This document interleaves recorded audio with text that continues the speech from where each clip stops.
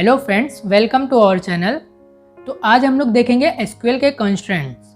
तो एसक्यूएल के कंस्ट्रेंट्स क्या होते हैं? ये एक टाइप के कंडीशन होते हैं, रिस्ट्रिक्शन होते हैं और एक लिमिट प्रोवाइड करते हैं। तो ये कब अप्लाई होते हैं? ये हमारे कॉलम पे अप्लाई होते हैं। जब हम लोग क्रिएट करते हैं टेबल को तो उसी टाइम कंस्ट्रेंट्स हम लोग को देना रहता है। तो मैं आपको एक एग्जांपल के थ्रू एक्सप्लेन करता हूँ। सपोज हमारा एक एज का कॉलम है, ओके। तो अगर उसके अंदर हम लोग ने कोई भी कंस्ट्रेंट्स अप्लाई नहीं किया है, एक डेटा टाइप लिया है इंटीजर, तो उसके अंदर -10 अगर कोई यूज़र -10 भी एंटर कर सकता है तो वो एक्सेप्ट कर लेगा वो कॉलम, क्योंकि उसके अंदर हम लोग ने कुछ कंडीशन अप्लाई नहीं किया है। नॉर्मली उसको इंटीजर सिर्फ डेटा टाइप दिया है।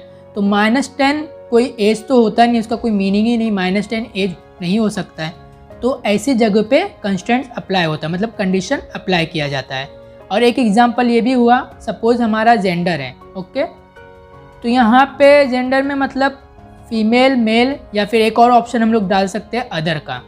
तो 3 के सिवा कुछ और नहीं। तो हम लोग ने सपोज एक जेंडर का कॉलम बनाया है, यहाँ पे वेयर के डाल दिया, तो यूज़र यहाँ पे कुछ भी डाल सकता है, क्योंकि वो वहाँ पे कुछ हम लोग ने लिमिट या रिस्ट्रिक्शन नहीं लगाया है कि ये तीनों डालना है। तो वो टाइम भी कंस्ट्रेंट्स यूज होता है कि वहाँ पे हम लोग रिस्ट्रिक्शन लगा सकते हैं कि मेल, फीमेल या फिर अदर, 3 ही ऑप्शन में से आप लोग इंटर करेंगे तभी वो एक्सेप्ट करेगा, अदरवाइज कोई एरर दे देगा। अगर हम लोग यहाँ पे कंस्ट्रेंट नहीं लगाएंगे तो वो तो अपना नाम भी लिख सकता है जेंडर पे, तो यहाँ से क्या रॉन्ग डेटा हमारा इंसर्ट हो जाएगा। तो इसीलिए हम लोग कंस्ट्रेंट्स अप्लाई करते हैं। तो ये बहुत ही ज़्यादा इंपॉर्टेंट होता है कंस्ट्रेंट्स टेबल में। तो ये हम लोग जब क्रिएट करते हैं टेबल को तो उसी टाइम कंस्ट्रेंट्स अप्लाई किया जाता है। तो हमारे एसक्यूएल में 6 टाइप के कंस्ट्रेंट्स होते हैं। फर्स्ट, नॉट नल।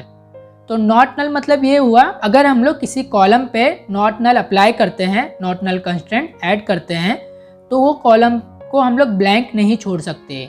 अगर हम लोग कुछ भी डेटा इंसर्ट करें तो उस कॉलम के अंदर इंसर्ट करना ज़रूरी है। अगर हम लोग उसको ब्लैंक छोड़ेंगे तो वहाँ पे एरर आएगा, क्योंकि वहाँ पे हम लोग ने नॉट नल कंस्ट्रेंट अप्लाई किया है। अगर हम लोग कोई फॉर्म फिल कर रहे हैं, भर रहे हैं, तो वहाँ पे देखिएगा, यहाँ पे नेम के जो नेम फील्ड देता है वहाँ पे एक स्टार मार्क रहता है, स्टार मार्क आपको दिखेगा ऊपर। तो यहाँ पे मतलब मैंडेटरी है, कंपलसरी है वो फील्ड है, मतलब इंसर्ट करना, उसमें नेम इंसर्ट करना कंपलसरी है, मतलब फिल करना कंपलसरी है। इसी तरह से यहाँ पे नॉट नल वो भी मैंडेटरी है, मतलब उसके अंदर आपको कोई ना कोई वैल्यू इंसर्ट करना है, उसको ब्लैंक नहीं छोड़ सकते हैं। और सेकेंड क्या है हमारा, यूनिक कंस्ट्रेंट।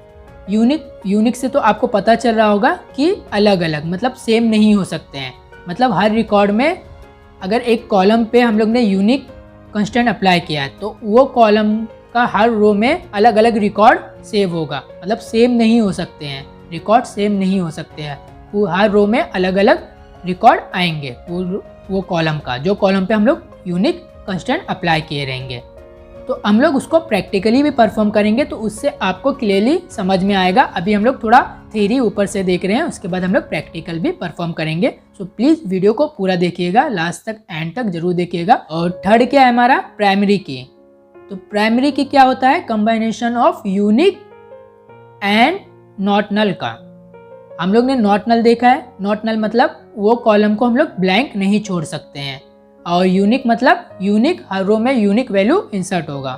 तो प्राइमरी क्या है, दोनों का कॉम्बिनेशन है। मतलब एक कॉलम में अगर हम लोग प्राइमरी की कंस्ट्रेंट अप्लाई करते हैं तो वो कॉलम में फर्स्ट ऑफ ऑल वो कॉलम को हम लोग ब्लैंक नहीं छोड़ सकते हैं, और उस कॉलम की वैल्यू यूनिक रहेगी, हर रो में अलग अलग वैल्यू रहेगी, सेम नहीं होगी, रिपीट नहीं होगी, मतलब डुप्लीकेट वैल्यू इंसर्ट नहीं होगा वो कॉलम के अंदर।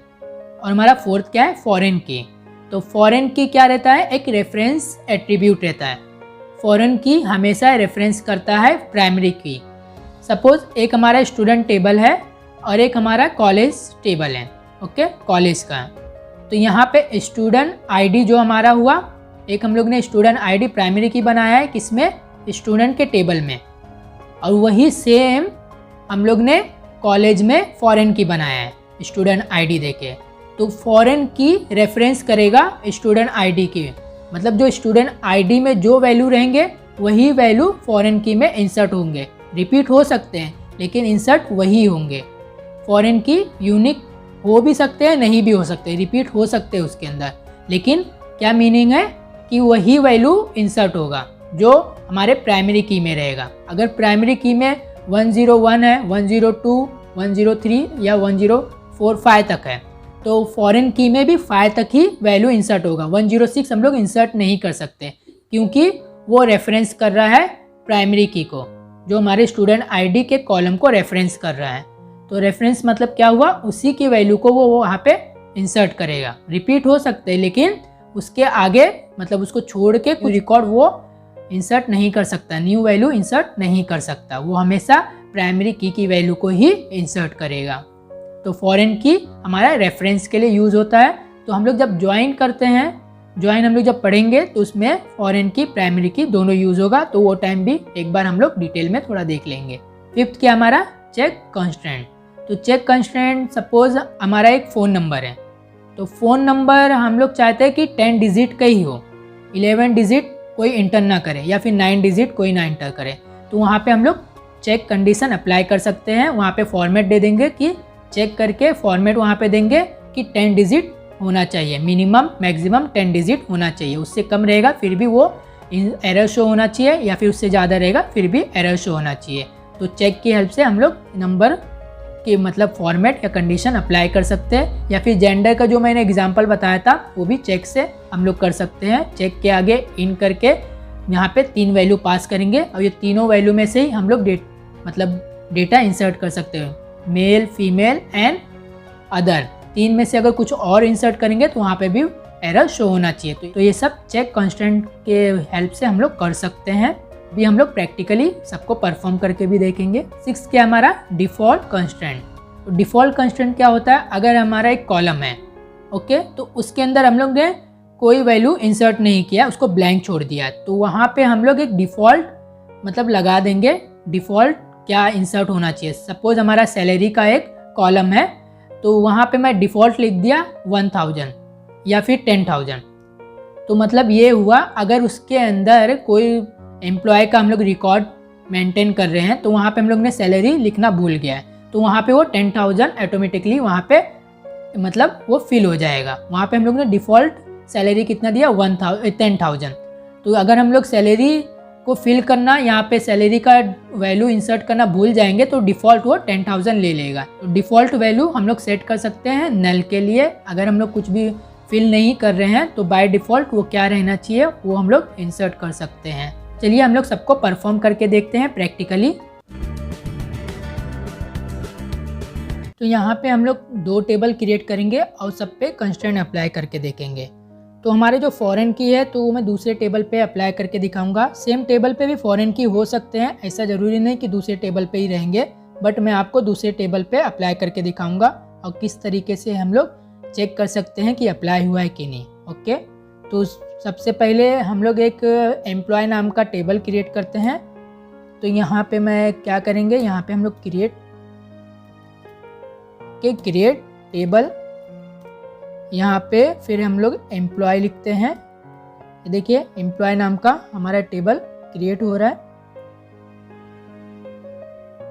अभी यहाँ पे हम लोग क्या डालना चाहते हैं, अब इसका हम लोग कॉलम यहाँ पे डिक्लेयर करेंगे। तो एम्प्लॉय आईडी, तो आप लोग तो जानते हैं कि एम्प्लॉय आईडी जो हमारा होता है वो क्या होता है, यूनिक होता है। ये सबको पता है कि सबका एम्प्लॉय आईडी यूनिक होता है। जैसे हमारे स्टूडेंट टेबल में स्टूडेंट आईडी सबका यूनिक रहेगा, मतलब अलग रहेगा, रिपीट नहीं हो सकता। एक एम्प्लॉय की आईडी दूसरे एम्प्लॉय की आईडी से सेम नहीं हो सकता है, सबका अलग अलग रहता है।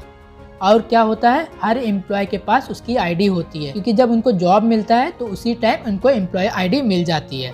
तो इससे क्या पता चला कि वो ब्लैंक भी नहीं हो सकता है, मतलब हर एम्प्लॉय के पास आईडी रहती है, कंपलसरी रहती है, और वो रिपीट भी नहीं होती है। आपको ऑलरेडी पता है प्राइमरी की का डेफिनेशन नॉट नल रहेगा और यूनिक रहेगा, वो हमारा प्राइमरी की होता है। तो यहाँ पे हम लोग क्या करेंगे, आईडी को प्राइमरी की देंगे। तो यहाँ पे मैं क्या कर रहा हूँ, एम्प आईडी, और इसका डेटा टाइप क्या है हमारा, इंटीजर। ओके, अब मैं इसको प्राइमरी की कर रहा हूँ। तो यहाँ पे आपको प्राइमरी की इस तरीके से आपको लिख देना है बस। ये देखिए ये एक हमारा कॉलम क्रिएट हो गया। अब एम्प्लॉय आईडी के बाद क्या होता है हमारा एम्प्लॉय का फर्स्ट नेम, लास्ट नेम या फिर मिडल नेम भी आता, 3 आता है, लेकिन हम लोग क्या करेंगे, एक ही कॉलम बनाते हैं एम्प्लॉय नेम का। तो यहाँ पे एम्प्लॉय नेम। ओके, तो एम्प्लॉय नेम क्या रहता है, वेयर केयर रहता है। ओके, अब एम्प्लॉय नेम में भी आप लोग क्या जानते हैं, अब एम्प्लॉय नेम भी हम लोग क्या, इस पर भी एक कंस्ट्रेंट अप्लाई हो सकता है। देखिए नॉट नल, क्योंकि ऐसा कोई एम्प्लॉय नहीं है जिसका नेम का हमारे पास डिटेल ना हो। विदाउट नेम के कोई एम्प्लॉय हो ही नहीं सकता, उनका नेम भी इंसर्ट करना कंपलसरी रहता है। तो यहाँ पे हम लोग क्या अप्लाई कर सकते हैं, नॉट नल कंस्ट्रेंट। तो यहाँ पे नॉट नल, ये देखिए इस तरीके से आप कर सकते हैं। ये हमारा नॉन केस सेंसिटिव है, मतलब यहाँ पे नॉट नल आप लोग स्मॉल में भी लिख सकते हैं, कैपिटल में भी लिख सकते हैं। अब वेयर केयर का यहाँ पे आपको इसका लिमिट डिक्लेयर करना है, मतलब लेंथ। तो यहाँ पे 25 दिया मैंने। ये देखिए 2 कंस्ट्रेंट हमारे यूज हो गए, एक प्राइमरी की, यहाँ पे नॉट नल, 2 तो हमारे यूज हो गए हैं। फिर इसके बाद क्या रहेगा, एम्प्लॉय का एज। ओके, तो यहाँ पे मैं एज लिखता हूँ, तो एम्प्लॉय एज, तो एज क्या रहेगा हमारा, इंटीजर में रहेगा। अब इंट में मैंने लिख दिया। अब इससे क्या होगा, अगर मैं ऐसे ही रखे रहूँगा, यहाँ पे कंस्ट्रेंट अप्लाई नहीं करूँगा, तो वो 1 ईयर भी डाल सकते हैं। तो 1 ईयर का कोई एम्प्लॉय हो ही नहीं सकता है, क्योंकि आप लोग को पता ही है कि 18 प्लस होने के बाद ही जॉब मिलता है। तो यहाँ पे हमें क्या कंडीशन अप्लाई करना पड़ेगा कि उसका एज का 18 के अबव होना चाहिए या फिर 18 के इक्वल होना चाहिए।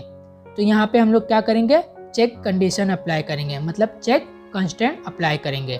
तो यहाँ पे आपको क्या करना पड़ेगा, चेक लिखना पड़ेगा, फिर यहाँ पे आपको कंडीशन अप्लाई करना पड़ेगा इस तरीके से। ये देखिए, employee age is greater than equal to 18।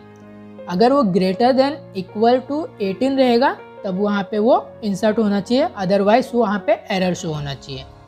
तो ये देखिए हमारा 3 कंस्ट्रेंट हो गया, प्राइमरी की, नॉट नल एंड चेक। अब हमारा क्या है, फॉरेन की। तो फॉरेन की हम लोग दूसरे टेबल पे इंसर्ट करेंगे। यहाँ पे हम लोग फ़ोन नंबर या फिर सिटी लेते हैं। तो क्योंकि फ़ोन नंबर का यहाँ पे ऑलरेडी मैंने एक चेक यहाँ पे अप्लाई कर दिया है, फ़ोन नंबर का भी हम लोग चेक की हेल्प से कर सकते हैं। यहाँ पे आपको फॉर्मेट देना रहेगा 10 डिजिट का बस। तो यहाँ पे मैं एक बाय डिफ़ॉल्ट, जो डिफ़ॉल्ट हमारा कंस्टेंट है, उसके लिए मैं कुछ भी एक वैल्यू लेता हूँ। एक काम तक करता हूँ, सिटी लेता हूँ या फिर हम लोग कंट्री लेते हैं। ओके, तो यहाँ पे मैं एम्प्लॉय कंट्री, अब कंट्री किस में होगा, वेयर केयर डेटा टाइप में रहेगा। तो यहाँ पे मैं वेयर केयर डेटा टाइप लिख दिया। अब वेयर केयर डेटा टाइप के बाद क्या लिखना है, इसका हम लोग को लेंथ देना पड़ेगा, कितने लेंथ का, तो यहाँ पे 25 मैक्सिमम लेना चाहिए। अब मैं क्या चाहता हूँ कि अगर एम्प्लॉय कंट्री का जो कॉलम है उसको फिल करना भूल गया, तो यहाँ पे डिफ़ॉल्ट क्या फिल हो जाना चाहिए, यहाँ पे डिफ़ॉल्ट इंडिया फिल हो जाना चाहिए। अगर किसी एम्प्लॉय ने मतलब कंट्री का जो फील्ड है उसको मतलब फिल करना भूल गया या फिर उसके अंदर डेटा इंसर्ट करना भूल गया उस कॉलम के अंदर, तो बाय डिफ़ॉल्ट इंडिया का कंट्री उसके अंदर फिल हो जाना चाहिए। तो इस तरीके से देखिए हमारा क्या हुआ, प्राइमरी की भी हो गया, वेयर केयर भी हो गया, चेक भी हो गया एंड डिफ़ॉल्ट हो गया। ये हमारे 4 कंस्ट्रेंट हो गए। क्या हुआ, क्या है, एक तो हमारा यूनिक है एंड सेकंड क्या हमारा फॉरेन की। तो फॉरेन की हम लोग दूसरे टेबल पे अप्लाई करेंगे। यहाँ पे एक हम लोग लेते हैं, यहाँ पे आईडी प्रूफ जो होता है, तो यहाँ पे आधार कार्ड में लेता हूँ। तो यहाँ पे देखिए एम्प्लॉय आधार, ओके, एम्प्लॉय आधार। अब आधार कार्ड सबका यूनिक रहता है, लेकिन जो लोग अप्लाई करेंगे उनके पास ही आधार कार्ड रहेगा। अब सपोज हमारे 10,000 एम्प्लॉय एक कंपनी में वर्क कर रहे हैं, अब हो सकता है कि उनमें में से 1-2 के पास आधार कार्ड ना हो, तो वहाँ पे तो उनका ब्लैंक होगा। तो यहाँ पे हम लोग क्या नॉट नल अप्लाई नहीं कर सकते, यहाँ पे नॉट नल कंस्ट्रेंट अप्लाई नहीं कर सकते, क्योंकि हो सकता है किसी के पास आधार कार्ड ना हो। अब ये होगा कि जिसके पास आधार कार्ड रहेगा वो दूसरे वाले के आधार कार्ड के हिसाब से मतलब सेम नहीं रहेंगे, दोनों यूनिक रहेंगे। आपको पता ही होगा आधार कार्ड सबका यूनिक रहता है, तो यहाँ पे यूनिक कंस्ट्रेंट अप्लाई होगा। तो यहाँ पे पहले ये क्या हमारा आधार कार्ड किस में रहता है, इंट डेटा टाइप में रहता है, तो यहाँ पे इंट लिखा। फिर इसके बाद क्या करना है, यहाँ पे आपको यूनिक कंस्ट्रेंट अप्लाई करना है। ये देखिए हो गया। अब इसको हम लोग क्रिएट करते हैं, ये हमारा टेबल हो गया। ये देखिए इस तरीके से। अब इसको हम लोग एग्जीक्यूट करते हैं। ये देखिए कमांड्स कंप्लीटेड सक्सेसफुली। अब इसको हम लोग फैच करके देखते हैं, मतलब व्यू करके देखते हैं। तो हमारा क्या है, सिलेक्ट कमांड से हम लोग व्यू करते हैं टेबल को। Select star from employ. अब मैं इसको एग्जीक्यूट करके आपको दिखाता हूँ टेबल। ये देखिए employee ID, employee name, employee age, employee country and employee Aadhaar card. अब ये तो हो गया एक टेबल। इसके अंदर हम लोग ने 5 कंस्ट्रेंट यूज कर लिया है। यहाँ पे एक टेबल हम लोग क्रिएट करेंगे कंपनी का। तो यहाँ पे क्रिएट टेबल कंपनी, ओके। तो यहाँ पे देखिए कंपनी किया है, तो कंपनी के टेबल में क्या एम्प्लॉय का डिटेल्स रहेगा, मतलब एम्प्लॉय आईडी रहेगा। तो एम्प्लॉय आईडी के थ्रू हम लोग उनका डिटेल निकाल सकते हैं। तो यहाँ पे एक ही कॉलम रहेगा एम्प्लॉय आईडी। एम्प्लॉय आईडी आपको पता है कि यहाँ पे देखिए दूसरे वाले कॉलम में भी एम्प्लॉय आईडी है। तो अगर हम लोग को ये देखिए एम्प्लॉय वाले टेबल में जितने रिकॉर्ड्स है उसी का ही कंपनी टेबल में एम्प्लॉय आईडी होना चाहिए। दूसरा एम्प्लॉय आईडी डाल के हम लोग कुछ कर भी नहीं सकते, उसका डिटेल निकाल भी नहीं सकते, क्योंकि एम्प्लॉय के टेबल में जो एम्प्लॉयज़ लोग वर्क कर रहे हैं उनका एम्प्लॉय आईडी मिल जाएगा। तो यहाँ पे एम्प्लॉय आईडी हम लोग डालेंगे, लेकिन कौन से एम्प्लॉय आईडी, जो एम्प्लॉय के टेबल में है वही एम्प्लॉय आईडी डालेंगे हम लोग, क्योंकि दूसरा एम्प्लॉय आईडी डाल के हमें कुछ मिलेगा नहीं उनका डिटेल, क्योंकि यहाँ पे वही एम्प्लॉय आईडी का डिटेल है जो एम्प्लॉय टेबल के अंदर है। तो यहाँ पे हमें क्या करना पड़ेगा, एम्प्लॉय आईडी कौन से फॉर्मेट में ऊपर है देख लीजिए, इंट में है। तो यहाँ पे इंट लिखेंगे। अब यहाँ पे आपको क्या करना है, फॉरेन की अप्लाई करना है। तो यहाँ पे फॉरेन की आपको लिखना पड़ेगा। तो इस तरीके से मैं फॉरेन की लिख लिया मैंने यहाँ पे। ये देखिए मैंने फॉरेन की टाइप कर दिया है। अब हम इसके बाद क्या करेंगे, हम लोग कौन से टेबल से ये फॉरेन की हम लोग रेफरेंस ले रहे हैं। तो ये कौन से टेबल से आ रहा है, हमारे एम्प्लॉय टेबल से एम्प्लॉय आईडी का आ रहा है। तो यहाँ पे आपको क्या करना है, रेफरेंसेस लिखना है। अब ये जरूरी नहीं, ये जो एम्प्लॉय आईडी नेम दिया है यहाँ पे आप लोग कोई और भी नेम दे सकते हैं।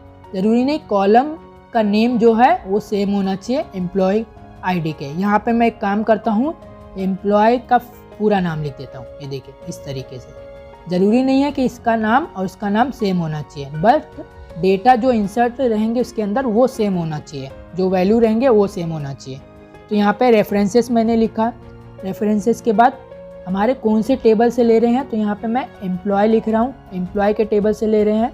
और एम्प्लॉय के टेबल में कौन से कॉलम से ले रहे हैं, तो कॉलम को हम लोग को पैरेंथेसिस के अंदर डिक्लेयर करना। तो यहाँ पे एम्प्लॉय आईडी, ये देखिए इस तरीके से हो गया।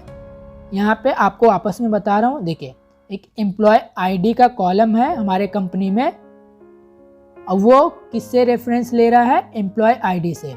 तो अगर हम लोग इसके थ्रू, ये देखिए इसके थ्रू हम लोग पूरा डिटेल इसका निकाल सकते हैं, एम्प्लॉय नेम, एज, कंट्री, आधार। तो अगर हम लोग इसके अलावा कोई और एम्प्लॉय आईडी का इंसर्ट करते हैं तो उनका डेटा तो हमें मिलेगा ही नहीं। तो हम लोग क्या करेंगे, इसके अंदर रॉन्ग डेटा, मतलब रॉन्ग एम्प्लॉय आईडी ना इंसर्ट हो, इसके लिए हम लोग फॉरेन की अप्लाई कर दिए हैं कि जो एम्प्लॉय टेबल के अंदर एम्प्लॉय आईडी है वही यहाँ पे इंसर्ट होना चाहिए और दूसरे इंसर्ट नहीं होना चाहिए। तो यहाँ पे मैंने इसीलिए फॉरेन की अप्लाई कर दिया है।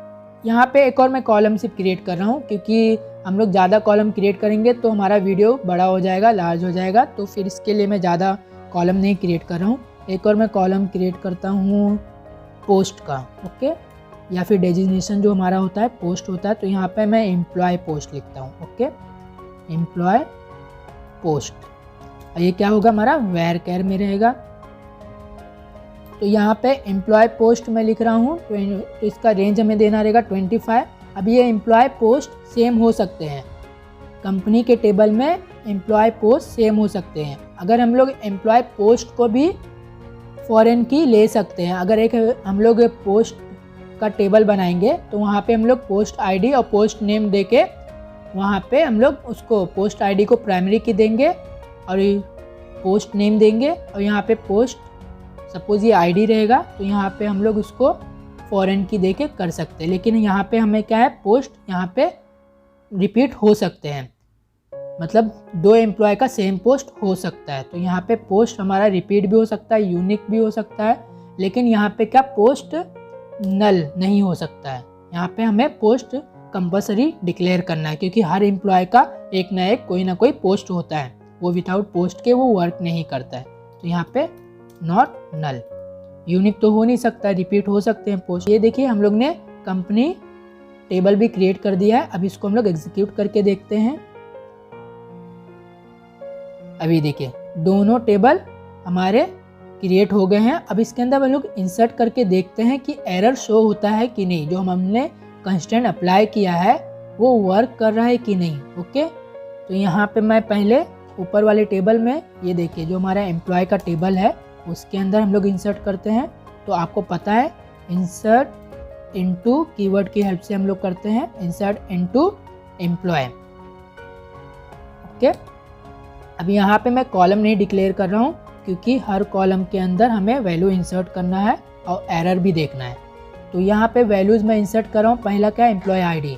एम्प्लॉय आईडी क्या है, यूनिक होना चाहिए। तो यहाँ पे 101, फिर नेम, एम्प्लॉय नेम भी होना चाहिए। तो यहाँ पे मैं कुछ भी लिख देता हूँ, साहिल, या फिर यहाँ पे मैं लिखता हूँ धोनी। ओके, आप लोग को तो पता होगा कि हमारे फॉर्मर कैप्टन है धोनी।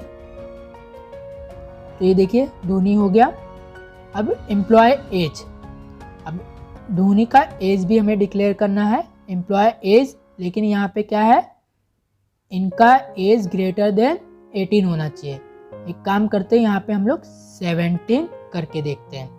ओके, ये तो हमारा हो गया। अब यहाँ पे मैं एक काम करता हूँ, ये देखिए जो एम्प्लॉय कंट्री है, ओके, एम्प्लॉय कंट्री एंड आधार को मैं कुछ भी वैल्यू नहीं देता हूँ, क्योंकि यहाँ पे देखिए कंपलसरी नहीं है, नॉट नल दोनों में नहीं है। तो इसीलिए इतने को हम लोग यहाँ पे एग्जीक्यूट करके देखते हैं।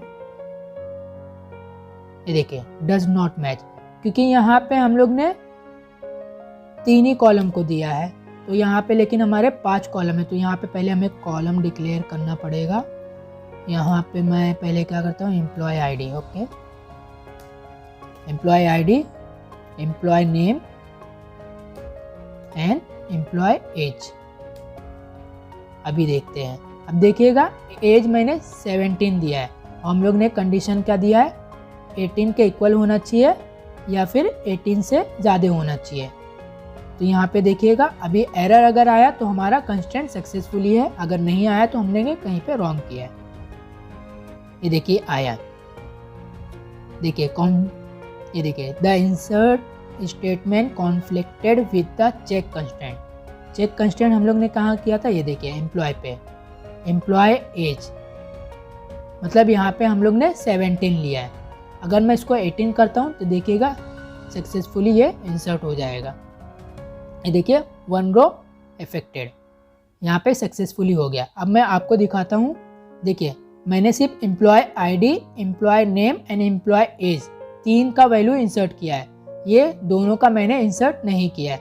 बट मैं आपको यहाँ पे एग्जीक्यूट करके दिखाता हूँ। ये देखिए एम्प्लॉय आईडी हम लोग ने 101 लिया था, एम्प्लॉय नेम धोनी और एज 18, लेकिन एम्प्लॉय कंट्री इंडिया आ गया, यहाँ पे हम लोग ने इंसर्ट नहीं किया था। तो यहाँ पे मैंने क्या किया था, डिफ़ॉल्ट इंडिया आना चाहिए। अगर हम लोग इंसर्ट नहीं करेंगे तो डिफ़ॉल्ट इंडिया आना चाहिए। और यहाँ पे क्या है, एम्प्लॉय आधार, आधार यहाँ पे हम लोग ने इंसर्ट नहीं किया, इसके लिए नल आ गया। नॉट नल हम लोग ने यहाँ पे नहीं किया था, क्योंकि हो सकता है आधार कार्ड किसी के पास ना हो। तो यहाँ पे एक डेटा हम लोग ने इंसर्ट किया, एक और हम लोग इंसर्ट करते हैं। तो ये बार हम लोग सब में इंसर्ट करेंगे, सब कॉलम के अंदर।